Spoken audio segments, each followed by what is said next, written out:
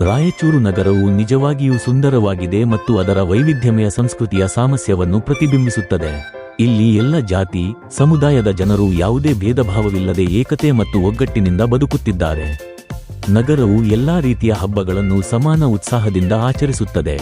ಅದರ ರೋಮಾಂಚಕ ಸಾಂಸ್ಕೃತಿಕ ಮನೋಭಾವವನ್ನು ಪ್ರದರ್ಶಿಸುತ್ತದೆ. ಇವುಗಳಲ್ಲಿ ಮಕರ ಸಂಕ್ರಾಂತಿಗೆ ವಿಶೇಷ ಸ್ಥಾನವಿದೆ. ಈ ಶುಭ ಸಂದರ್ಭದಲ್ಲಿ ನಾನು ನಿಮಗೆ ಮಕರ ಸಂಕ್ರಾಂತಿಯ ಶುಭಾಶಯಗಳನ್ನು ಕೋರುತ್ತೇನೆ. ಈ ಹಬ್ಬವು ನಿಮಗೆ ಮತ್ತು ನಿಮ್ಮ ಪ್ರೀತಿಪಾತ್ರರಿಗೆ ಸಂತೋಷ, ಸಮೃದ್ಧಿ ಮತ್ತು ಸಂತೋಷವನ್ನು ತರಲಿ.